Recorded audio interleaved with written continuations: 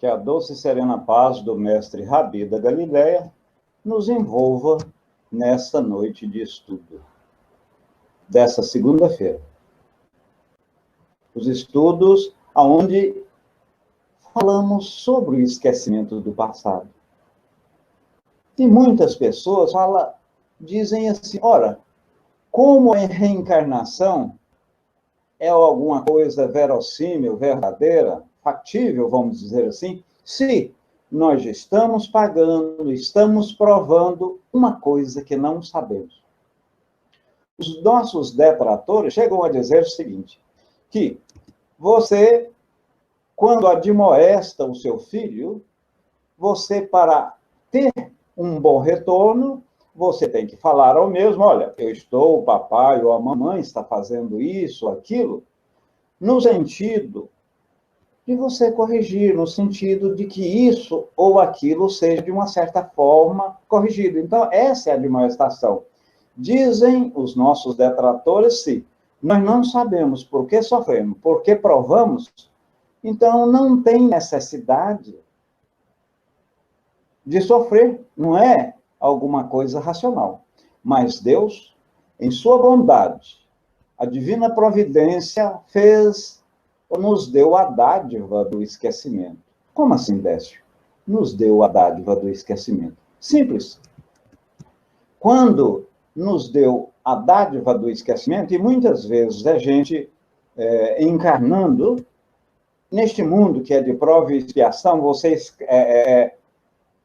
encarna numa região geográfica, ou mesmo na mesma família, né? E você tem ao seu lado um filho, uma mulher, um esposo, um primo, pessoa, literalmente da sua família, que muitas vezes foi um algoz, foi um adversário no passado. Ora, se você souber, se você tiver essa consciência do que foi, você necessariamente não processa uma evolução adequada. Pela mesma forma, se aquela outra pessoa, a minha esposa, o meu filho, aquela pessoa, né, o meu próximo, que está familiarmente ali comigo, souber o que ele foi ou o que eu fui para ele, digamos, um inimigo, aquilo vai impactar substancialmente em nossa evolução. Então, veja bem, meus irmãos e admiradores da doutrina, a dádiva divina, no que tange a esse esquecimento. Então, esse curso, Introdução ao Espiritismo, é um curso patrocinado pela Rede Espírita, né? Rede Amigo Espírita, que tem o propósito e objetivo de divulgar, instruir, unificar. Nós estamos na 15ª aula, e é um questionamento os estudos de hoje. Morrer é diferente de desencarnar? Hoje são 20 de junho de 2016, o nosso nome é Décio. Introdução ao Espiritismo. A causa da morte está na exaustão dos órgãos. O conceito morte, vigente hoje no meio científico internacional, é da ausência da atividade elétrica cerebral. Ora, então, não havendo atividade elétrica cerebral, o corpo morreu, houve um desfalecimento, houve uma morte celular. Pode, naturalmente, vamos ver no decorrer dos nossos estudos, que mesmo depois da morte, o espírito, através do seu perispírito, fica jungido ao corpo. E aí é onde há aquele período perturbatório, uns mais e outros menos. Conforme a própria evolução, a pessoa simplesmente morre e desencarna ao mesmo tempo. Isso, naturalmente, repetimos, dado a essa evolução da pessoa, né? A nossa amiga Carmen Paes Barreto, ela diz o seguinte, o sofrimento depende da nossa aceitação ou não. O corpo aceitamos como uma prova para que possamos aprender. Repetindo, gente. Carmen Paes diz o seguinte, o sofrimento depende de nossa aceitação ou não.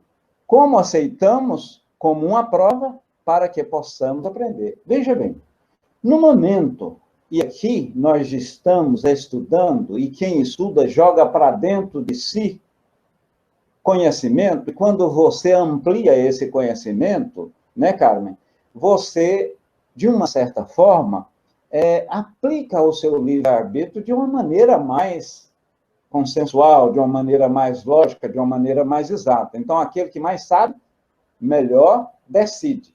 Ora, você sabendo que tem outra vida, que você está aqui temporariamente, que a sua vida na verdade, a pátria espiritual, esses 70, 80, 90, 100 anos que passamos aqui, é um piscar de olhos. É um piscar de olhos quanto à espiritualidade. Então, na verdade, a rigor, como diz a própria Karma, quanto mais nós inteiramos e temos essa dimensão, menos é essa turbulência. Menos a gente tem esse transtorno. E esse transtorno, meus irmãos, nada mais é do que o quê? Do que o umbral que nós falamos. Porque céu e inferno, segundo o Espiritismo, não existe. Existem estados conscienciais.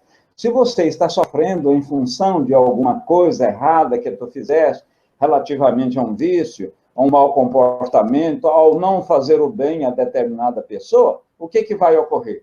Ocorre que você está no umbral. Pelo contrário, se você está feliz, se você está bem, se você, né? Então, aí, pela mesma forma, você está no céu. Então, céu, inferno, umbral, purgatório é um estágio consciencial do nosso espírito. Um estágio consciencial do nosso espírito. Mas, dando sequência, no primeiro caso, o enfermo não estaria em condições de participar dessa renovação dos fluidos adulterados. Isso é relativamente à morte. Quando o cidadão morre por causa natural, vamos dizer, velhice, essa é uma desintegração normal. Muitas vezes pode ocorrer, meus irmãos, isso está muito bem relatado no Livro dos Espíritos, você estando no hospital, já estando já de idade, você pode naturalmente morrer, né? E haver quase que o desencarne sucessivamente. Por quê? O seu espírito, ainda encarnado no corpo, esperava isso.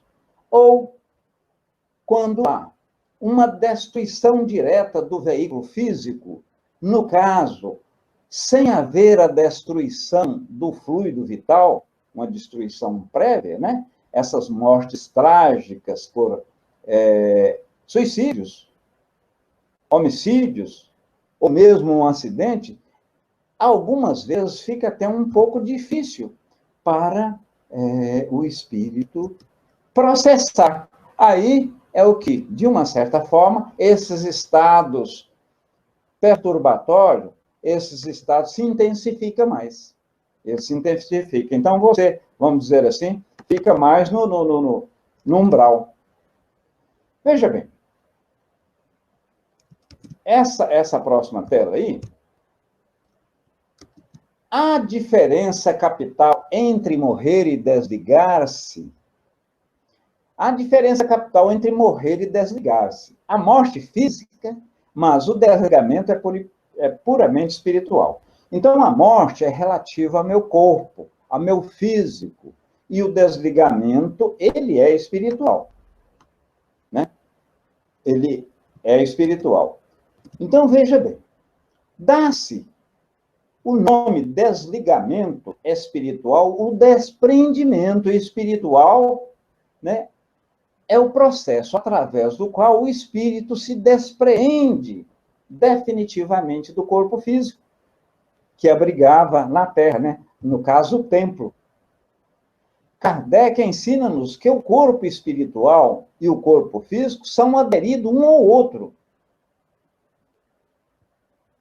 Veja bem, meus irmãos, e eu digo irmãos, mas tem pessoas aqui que naturalmente nem espíritas são, então sempre eu costumo dizer, meus irmãos, e admiradores da doutrina dos espíritos, né? Porque pode haver muitos aqui, das 40 pessoas que estão nesse exato momento, não ser espírito.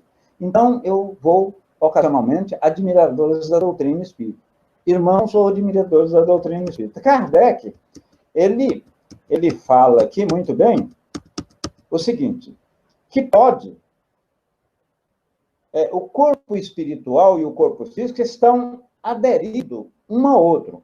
Do ponto de vista magnético, ele liga quando encarna, átomo a átomo, molécula a molécula, órgão por órgão, até completar todas as células do corpo. A encarnação, ela começa quando após a ovulação, a fecundação propriamente dita, e, de uma certa forma, termina, conforme André Luiz e outros renomados autores, quando tem 7 anos.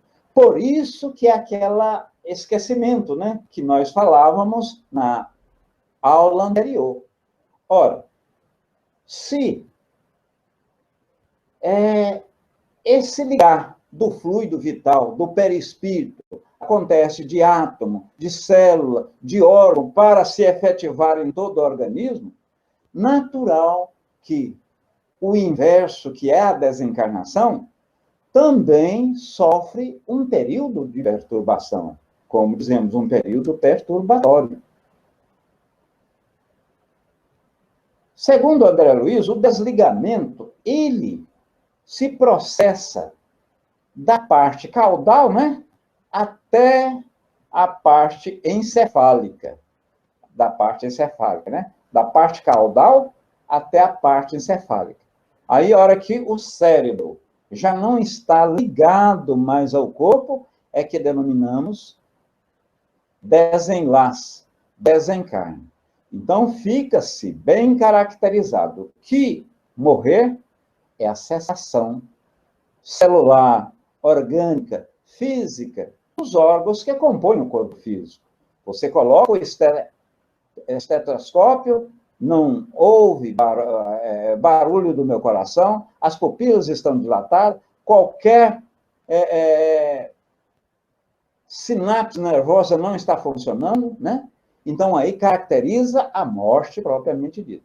E o desencarne é quando?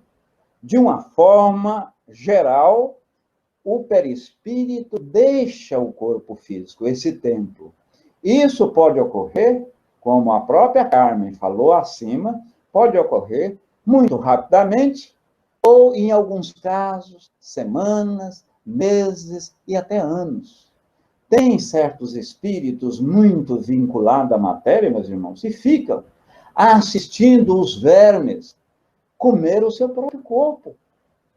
O corpo entrar em decomposição, outros ficam centenas de anos, e quando não tem mais nada, não tem roupa, não tem cabelo, etc., o espírito começa a ficar junto ao seu bem, junto à sua casa, junto ao seu carro, junto àquilo que em vida ele amava.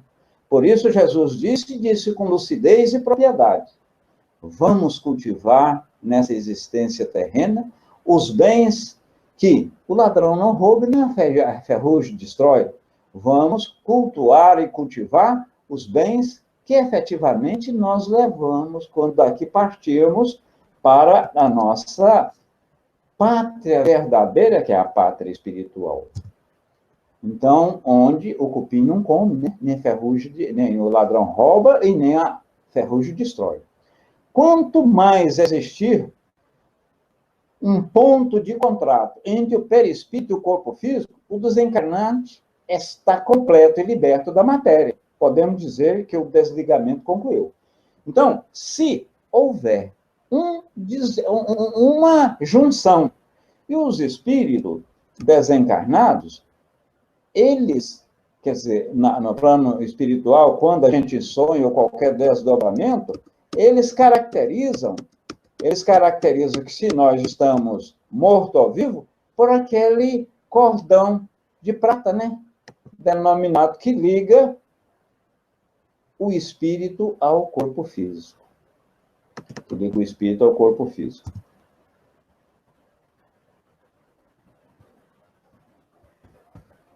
Então, meus irmãos, vocês podem observar nessa tela aí, essa tela nós vamos falar agora sobre o fluido. O princípio universal, que é a força motriz, né? Fluido cósmico universal. Vocês observam que eu estou falando fluido?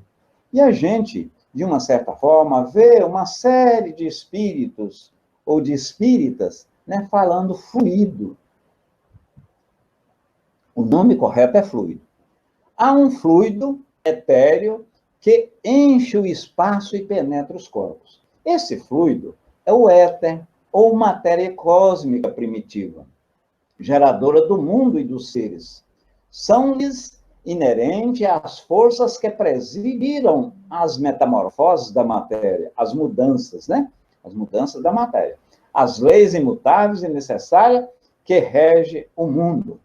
Isso aí está lá no capítulo, está em A Gênesis, né, meus irmãos? Em A Gênesis. Muito bem. Então, a matéria cósmica primitiva continha os elementos materiais fluídicos e vitais de todo o universo, que estadeiam suas magnificências diante da eternidade. Então, no fluido cósmico, ou fluido universal, tem tudo que existe aqui em termo orgânico. Então, houve a criação, a coisa não apareceu simplesmente de forma espontânea. Como o princípio elementar do universo, ele, né, o fluido cósmico, assume dois estados distintos. O eterização, né, etéreo, que denomina-se imponderabilidade, e o que denomina imponderabilidade, e o outro, que é o fluido ponderável, que é constituído a matéria propriamente dita, que é esse computador meu, essa câmara, esse ventilador, o ar-condicionado. Então, o pensamento, a emoção, a paixão é constituída de um fluido, né? O próprio fluido vital, que é o princípio vital, ele está também assim associado. Isso está na Gênesis, capítulo 14, item 2. Então, vimos que quando há o desligamento, por completo, há o desencarne. Relativamente à outra tela lá, eu vou até disponibilizá-la, que é aquela que é a 5.1. A 5.1, ela diz o seguinte: o fluido vital existente em todos os corpos vivos da natureza tem por fonte o fluido universal, é o que chamais de fluido magnético, fluido elétrico, fluido animalizado. Isso aí Allan Kardec consignou na questão 65. Então, veja bem, meus irmãos, eu falei isso certa feita para dar um exemplo, assim, bastante prático. Bastante prático. Por exemplo, eu pego esse celular. Eu peguei esse celular, o espírito, que é a consciência, quis, o perispírito agiu, o corpo, através da força motriz, através do princípio vital, ele apertou e não deixou o celular cair. Então, observa o quanto é importante o fluido vital. E o fluido vital é a força motriz de todos os seres vegetais e animais. Deixa eu ver aqui se tem alguma coisa, algum questionamento no YouTube. No YouTube. Não tem, não. A última pessoa a entrar aqui foi a Lourdes. A última pessoa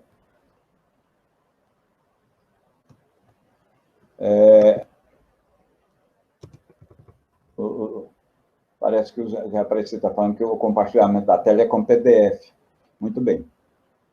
Então, não tem questionamento. Quero lembrar que o proibido aqui é proibir as pessoas perguntarem.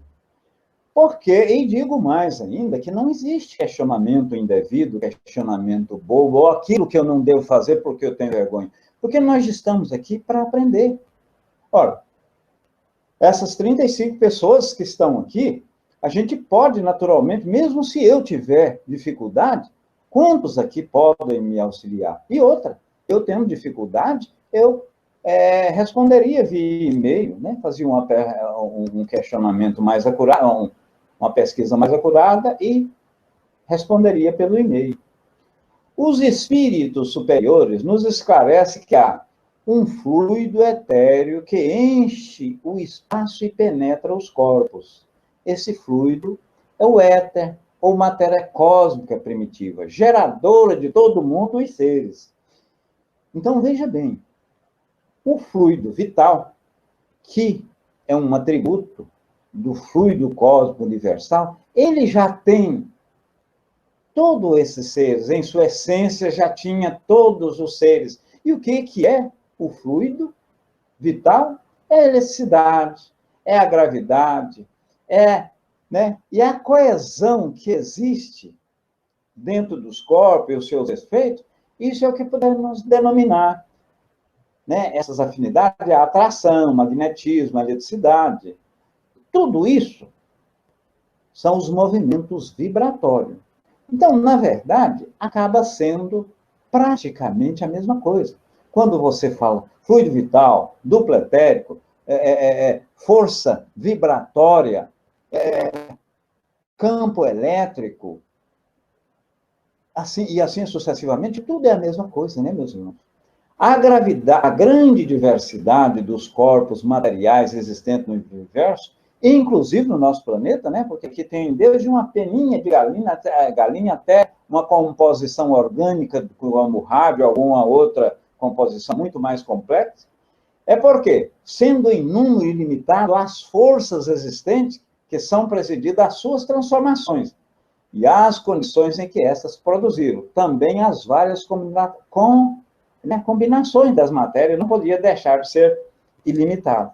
Ora, gente, e Leon Denis, de uma certa forma, falou que o princípio inteligente, ele, no seu viajar do átomo ao arcanjo, ao anjo propriamente dito, ele estagia inicialmente na matéria propriamente dito, pegando a dureza da mesma, passa para o vegetal, pegando a sua sensibilidade, no animal, recebendo o instinto, que é a preservação da vida propriamente dita, para receber o selo da inteligência nominal.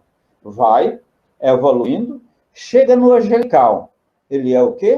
É um assessor de Deus. Nesse momento, ele trabalha na cocriação do universo. É como se fosse um assessor direto da divina providência. Esclarece ainda os espíritos superiores que a matéria cósmica primitiva, repetimos, tinha todos esses elementos fluídicos e vitais de todos os universos que estadeiam essas magnificências diante da eternidade. Então, tudo está em tudo. André Luiz elucida que no fluido cósmico, entendido como sendo o plasma divino, o hausto do Criador, a força nervosa do todo sábio, que é Deus, vibram e vivem constelações de sóis e mundo e seres, assim como existe peixe na água, Os fluidos, uns chamados fenômenos materiais, são de alçada da ciência, propriamente dito. O que são os fenômenos materiais? É o que eu falei. São as substâncias componente de uma reação química, as substâncias que compôs e aplicou-se nessa parede e fez esse fundo bege aqui, a ciência, ela, de uma certa forma, aquilo que nos afeta o cinco sentido, a visão, o tato, a audição, o paladar, o olfato, então é no campo da ciência. É no campo da ciência. Agora, os outros, qualificados de fenômenos ou fenômenos espirituais ou psíquicos, já está no campo que cabe a atribuição ao espiritismo. Como podem, a vida espiritual e a vida corporal se acham, né, intimamente entrelaçada. Foi aí que diz que o espiritismo, ele precisa e necessita da ciência para o quê? Para explicar uma série de coisas. Aquilo que normalmente impacta os nossos cinco sentidos, aquilo que pegamos, que sentimos, que degustamos, etc. E já a parte espiritual está naquilo, num desejo. Você não vê o desejo, você não vê o amor, você não vê a sensação, você não vê isso, você não vê aquilo que não seja material.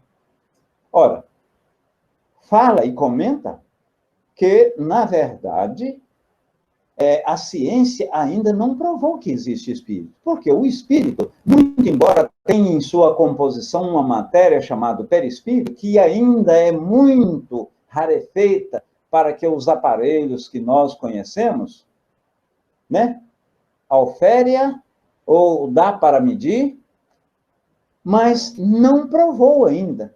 Sim, nós que participamos de sessão mediúnica, nós que, de uma certa forma, atuamos no centro, nós somos sabedores, não só pela vasta literatura e por exemplos fartos que tem dessas comunicações espirituais, que há o espírito propriamente dito, mas ainda a ciência não provou, porquanto ela trabalha exclusivamente com a matéria. E essa matéria que envolve o espírito, que é o perispírito, né? É o perisperma da fruta, como Kardec bem colocou, semente, perisperma, aquela parte comestível, e a casca sendo o corpo, a semente e o espírito. Então, nós só vemos isso, o que efetivamente podemos pegar, sentir e ver. Muito bem. Os fluidos, uns são chamados fenômenos materiais, da alçada da ciência, né? E outros fenômenos espirituais, da alçada do mundo espiritual. E essas atribuições estão aí para que o espiritismo, de uma certa forma, ele dá cabo e nos explica.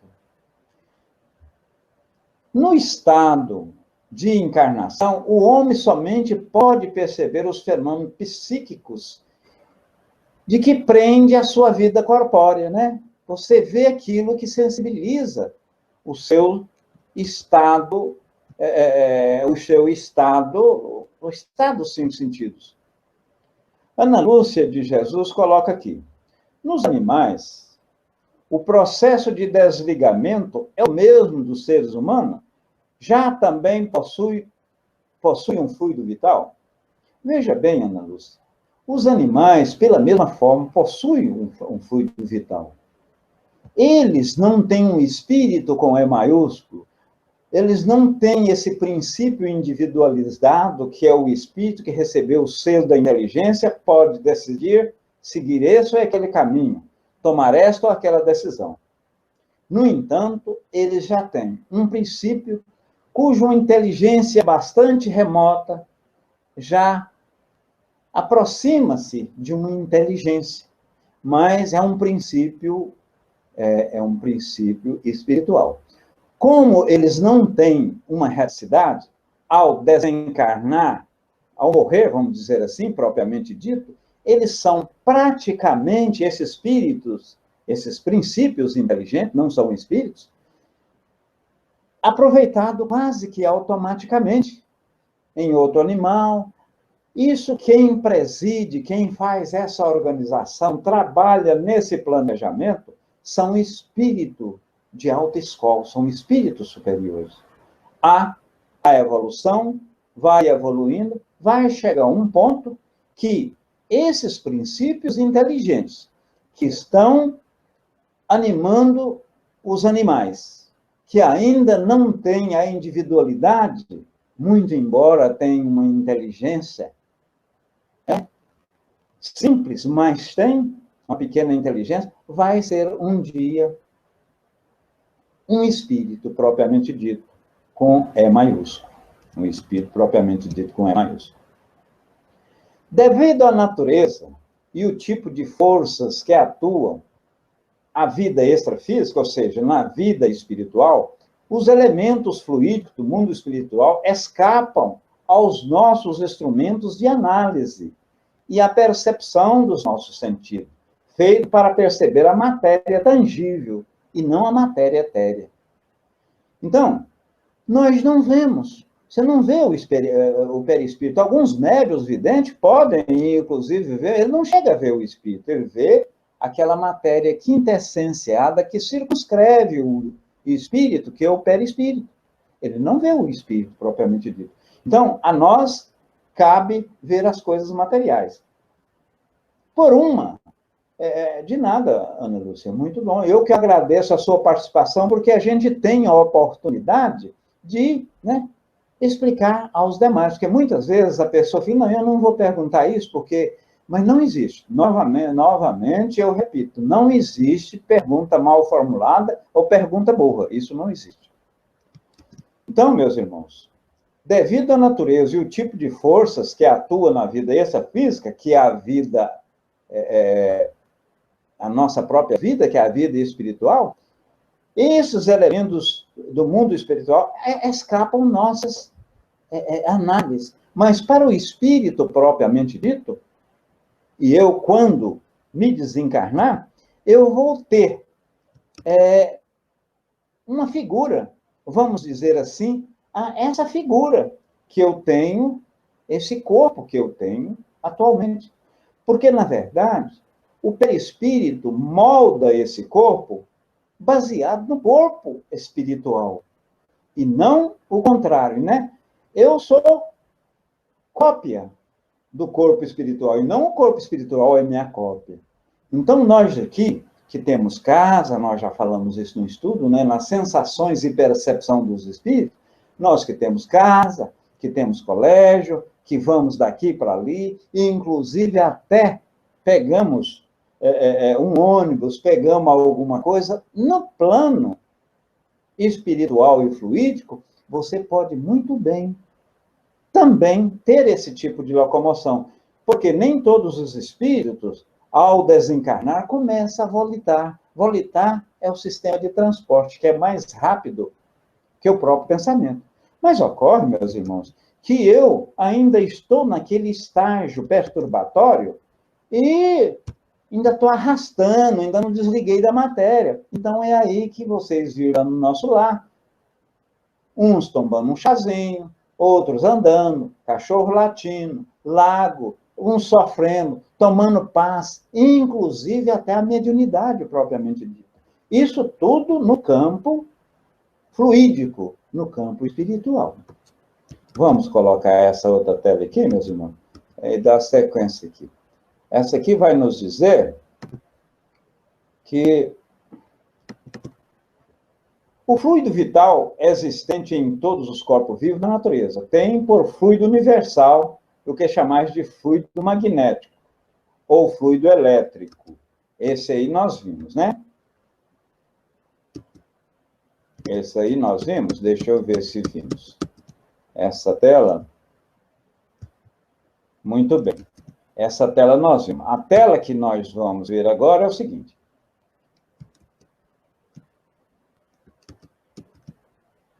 Finalmente, nos parece oportuno esclarecer a respeito de um subproduto do fluido cósmico existente em todos os seres vivos. Trata do fluido, ou princípio vital. Nós falamos muito do princípio vital. Vamos falar do fluido vital. Repetimos, e sobretudo para pessoas que chegaram a posterior, que o fluido vital é nada mais do que aquela colinha que liga o perispírito ao corpo. Porque o perispírito, que no seu estado quintessenciado e nós não o vemos, ele ainda é muito tenro, é muito eterizado, e nós não vemos ele.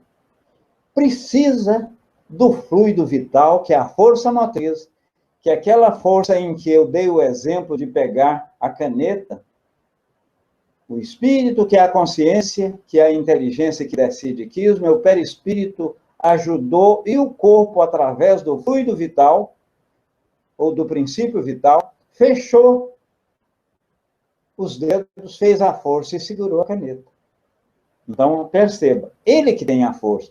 E vimos que o animal, o vegetal, todos possuem o fluido vital. Ele é de uma importância capital para os seres orgânicos, ou seja, os seres vivos. O princípio vital é o princípio da vida material e orgânica, qualquer que seja a fonte de onde promane. Princípio esse comum a todos os seres vivos, olha aí. Todos os seres vivos têm esse princípio, desde as plantas até o homem. Kardec está falando isso aqui na Gênese. Pois pode haver vida com a exclusão da faculdade de pensar. O princípio vital é coisa distinta e independente. E isso, meus irmãos, está lá, parece-me que na questão 65. O seu coração ainda está batendo, o seu coração está batendo, mas houve a morte do seu cérebro, não já atende aos impulsos elétricos, e muitas vezes o seu espírito já não está mais ligado ao corpo. Nesse caso, houve o quê? Desencarnou-se. O espírito saiu da carne. Para aí, Décio. Mas pode ainda a pessoa estar viva organicamente, ou seja, as células ainda não começou o processo? Sim. Em alguns casos, a pessoa em coma e conforme a evolução, ele desencarna muito antes. Paulo, esse grande apóstolo, esse grande discípulo e divulgador do Espiritismo, quando ele foi ser executado, ele pediu ao guarda, o guarda estava titubeando, e ele pediu, não, decepa a minha cabeça, faz o que lhe foi orientado. E o guarda, ao bater a espada, ele já tinha praticamente desencarnado. E, normalmente, quando a gente tem essa consciência, isso pode ocorrer. Então, não existe dor. Não existe dor à morte, propriamente dita. Há muita dor quando a pessoa, repetimos, ele, de uma certa forma, está muito vinculado ao corpo físico, e está jungido, não quer, eu não vou sair, isso é meu, e eu vou ficar aqui. Aí sim, realmente a pessoa sofre. É aquele negócio, né? De uma forma até jocosa, diz que caixão não tem gaveta.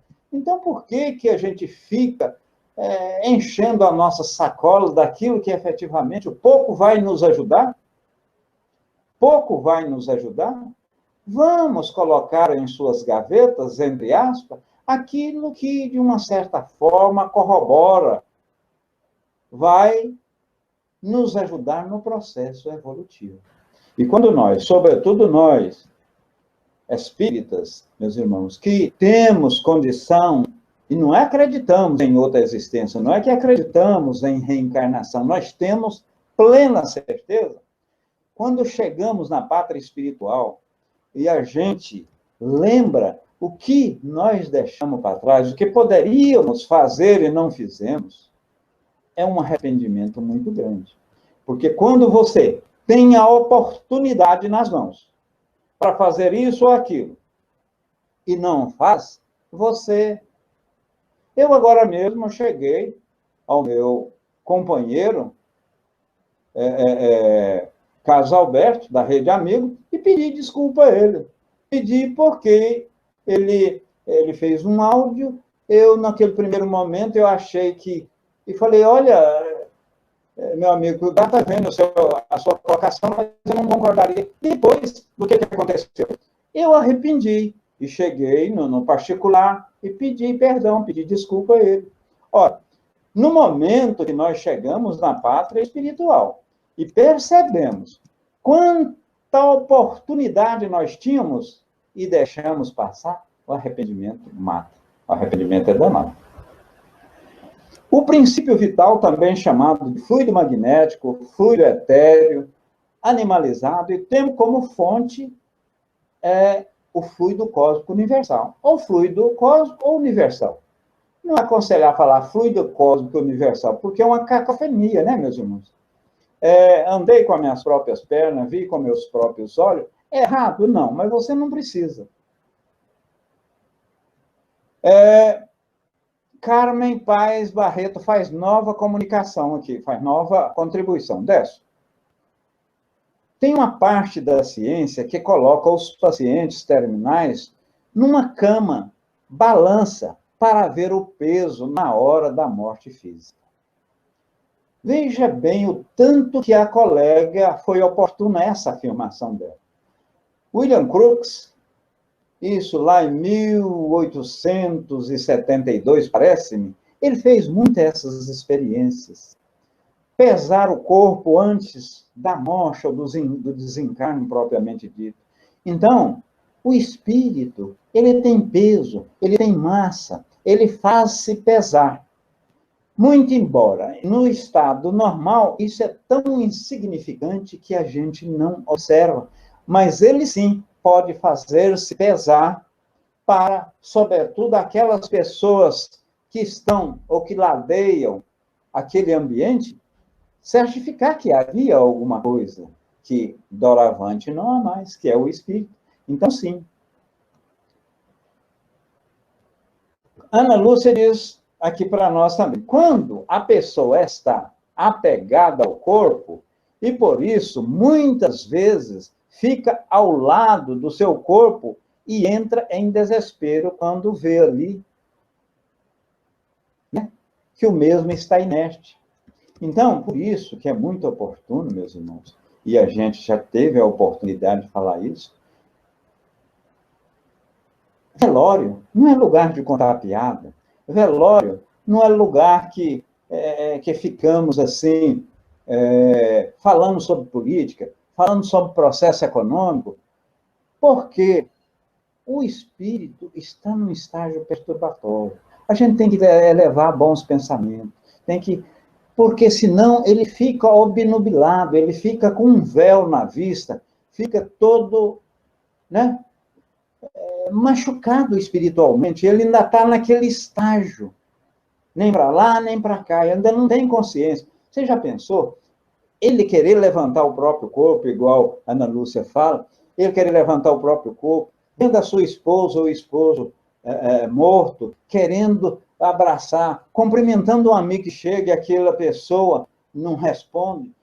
E ele ainda, como se não bastasse, ouvindo as pessoas contar pilhéria, as pessoas contar piadas num velório, isso é extraordinariamente ineficaz. Nós não devemos fazer isso, né, meus irmãos?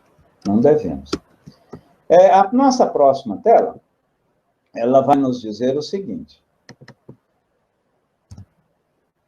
Durante o processo gestacional, o espírito reencarnante irá se impregnando de determinada quantidade de fluido, quantidade esta proporcional ao tempo médio de vida que ele vai ficar aqui na Terra. Então, veja bem, a priori, e de uma certa forma, nós somos uma pilha elétrica. A gente vem com uma quantidade de fluido X, por exemplo, para viver 82 anos, 85, 90 anos. Ora, Décio. Mas então, você está falando que tem destino? Então, se eu vim com fluido para viver 90 anos, eu não vivo mais do que 90 anos. 90 anos, um dia acabou esse fluido, eu tenho que partir. Mas esse próprio fluido espiritual, você o absorve também através da natureza, você absorve pela alimentação, né? Até numa câmara de passe, quando você toma um passe magnético, e o passe magnético, ele vem com o fluido vital do médium, tem o fluido espiritual do espírito, E a associação dos dois é o que denominamos passe medianímico. Aí há a cura, né? Através desse fluido vital, que também nada mais é do que um ectoplasma. Esta carga de fluido vital, no entanto, poderá sofrer modificações, aquilo que falamos durante a existência, para mais ou para menos. Para mais ou para menos. Tudo conforme você, o bem ou o mal que você faz. São 3 as principais condições onde o fluido vital terá uma participação ativa. Animalização da matéria. Né? O que é animalização da matéria?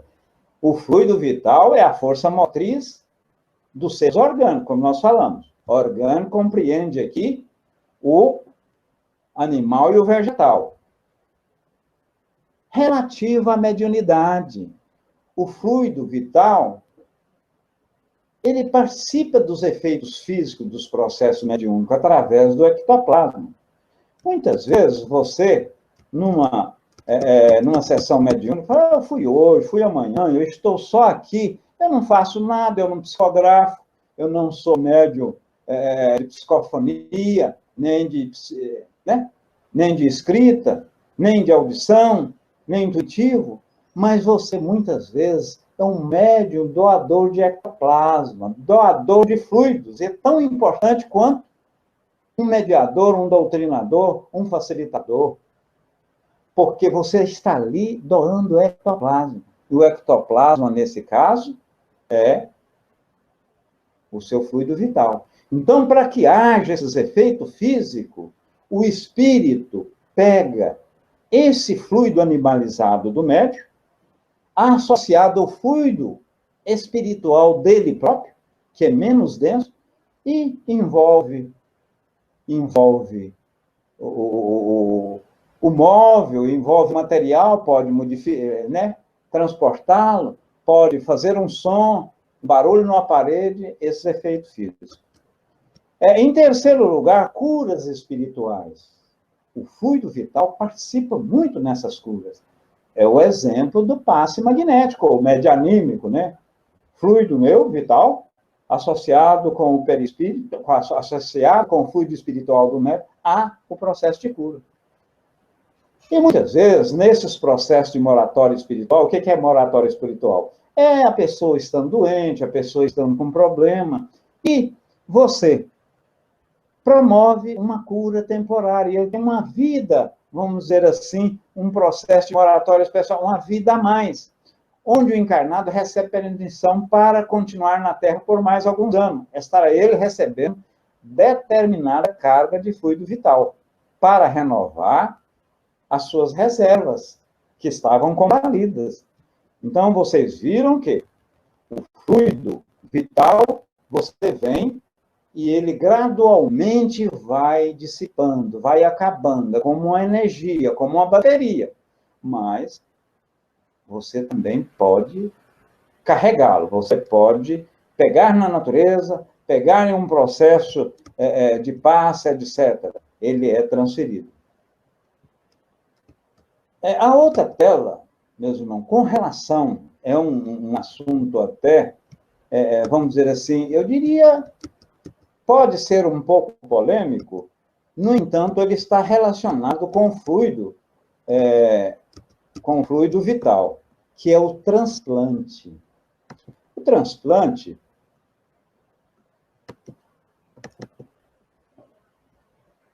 veja bem, os transplantes de órgãos são hoje uma realidade indiscutível. Os diversos avanços na terapêutica médica têm permitido o prolongamento da vida física em pessoas portadoras de moléstias gravíssimas, graças ao transporte, ou digo, ao transplante de órgãos vitais, né? Isso aí pode acontecer através do transplante de um coração, do transplante de um fígado. Você pode transplantar. E, com isso, dá uma sobrevida àquele doente. Ana Lúcia, esse aqui nós já falamos, né? Relativamente quando a pessoa está pegada ao corpo físico. Falamos. Então, observa que esses transplantes, eles são efetuados e pode ocorrer, muitas vezes, a presença de um órgão estranho junto ao perispírito do recebedor. Não deveria gerar implicações negativas para ele, como rejeição, por exemplo? Qual seria a situação daquele espírito que tiveram seus órgãos doados? Outra, a retirada de um órgão. Estando o espírito ligado ao corpo físico, ou seja, não morreu? Não iria lesar o seu corpo perispiritual? Nós vimos que morte é diferente do desencarne. Se ele desencarnou, ele não está nem aí para o corpo, né? Vamos doar, vamos. A rejeição do órgão transplantado, condição verificada com relativa frequência, se deve, sob o ponto de vista espírita, a vários fatores. Vamos a esses fatores? Então, sobre o ponto de vista, deixa eu ver aqui a nossa área de texto no YouTube, se tem alguma coisa. Não. Desce, hein? Esse nós respondemos da Ana Lúcia, né? Respondemos. Então, sobre o ponto de vista espírita, vamos falar agora relativamente àquelas perguntas. A rejeição, eu estou doando, como é que o outro vai receber? Se não houver sintonias perispirídicas, como fica isso? Se é um adversário meu, um inimigo, vamos ver isso, né? Então, o que ocorre? As células do doador são incompatíveis, isso sobre a ótica espírita. Em as células do doador sendo incompatível com a do receptor, há um processo de incompatibilidade, há naturalmente rejeição, né? A rejeição do órgão transplantário, condição verificação com relativa à frequência. Então, as células do doador, tendo incompatibilidade com o receptor, há também rejeição em nível do fluido vital. O órgão transplantado vai impregnado de fluido vital do doador. E caso não haja entre eles um fluido vital do receptor, uma certa afinidade, poderá observar-se uma rejeição. Rejeição em nível perispiritual. Uma rejeição em nível espiritual. Por exemplo, há religiões dentro do próprio cristianismo que diz, não, nós não podemos fazer doação de órgão. Houve a morte cerebral e muitas vezes o espírito não desencarnou e eu recebo, digamos, um coração dessa pessoa. Perispiritualmente, ou em nível fluídico, há uma incompatibilidade. Aí pode, nesse caso, haver rejeição. Rejeição também em consequência de possíveis influências obsessivas do doador. Digamos que você é uma pessoa de uma evolução assim, bem mais superior do que eu, está num patamar, e eu sou um serial killer, vamos dizer assim, uma pessoa que está bem aquém do vosso processo evolutivo. Eu fui lá, teve um acidente, ou eu fui morto em tiro com os policiais, eu fui morto. Pega-se um órgão meu e doa a você. Então, pode haver incompatibilidade perispiritual. Pode haver incompatibilidade espiritual. No entanto, André Luiz, ele diz aqui que é muito importante nesse aspecto, são as orações, as preces, que você faz, sobretudo para o doador. Porque no momento que você faz essa prece, faz essa oração, as coisas, de uma certa forma, vai ficando mais leve. Aquele peso, aquela nuvem densa, aquela estrutura pesada, vai tornando-se mais palatável. Então, ameniza necessariamente esse processo de rejeição. Aliás, né, meus irmãos, a prece, a oração, o bom pensamento, o que nós estamos fazendo aqui agora? Nós estamos tomando um passe, nós estamos fazendo uma prece, porque não tem, nesse momento eu desafio, não tem ninguém pensando coisas ruins. E o fato de você pensar coisas boas, o pensamento ele perpassa de um ponto A para um ponto B. E o fato de você estar pensando coisas boas, você atrai para aquele campo bons e amoráveis espíritos. E, fazendo o bem, você só debela o mal fazendo o bem. E quando, por consequência, tem esses amoráveis e bons espíritos nesse ambiente, os ruins, normalmente, né, por consequência natural, saem. Por isso que a prece, a oração, tudo, de uma certa forma, é bom e válido. Muito bem. O que lesa o perispírito são as atitudes incorretas, perpetradas pelo indivíduo, e não o que é feito, ele, ao seu corpo, por outras pessoas. Para definirmos, de alguma sorte, o corpo espiritual, para definirmos, né? É preciso considerar que ele não é reflexo do corpo físico. Olha que nós já dissemos isso. Porque, na realidade, é o corpo físico que reflete tanto quanto ele, o próprio corpo espiritual. Retrata em si o corpo mental que lhe preside a formação. Então, aqui, nós somos a formatação, o jeito, a aparência do nosso corpo perispiritual. E não o corpo nosso, né? O nosso corpo aparente, não o nosso corpo espiritual, que tem a aparência do corpo físico. A integridade, finalizando, meus irmãos, do perispírito após a morte está relacionada intimamente com a vida que o indivíduo levou, e não com o tipo de morte que ele teve, com a destinação dos seus despojos. Porque, na verdade, a gente fala, morreu de acidente, fez isso, morreu aquilo, ele é uma pessoa viciosa. Não importa como você morreu, não importa, né, a maneira que você morreu, importa como você viveu. Se você for uma boa alma, um espírito que só caminhou pelo bem, um espírito que procurou trabalhar nas hostes da doação, da caridade, do amor, da beneficência, sem dúvida alguma, você vai ter uma morte e quase em seguida um desencarne. Tanto é que, em relação a isso, parece-me que foi em 70 e poucos, perguntaram a Chico Xavier relativamente à cremação. Ele disse o seguinte, Emmanuel respondeu que sugeria que se passasse 72 horas, porque é um período em que o perispírito, o espírito propriamente dito, pode inteirar-se de que efetivamente morreu, já não está nesse plano físico mais. Aquele corpo já não pertence, está em um processo de transformação. É bem verdade que também falamos nesses estudos de hoje que tem espírito que fica jungido, vinculado, né? Como se fosse atado ao seu corpo por meses, anos, séculos.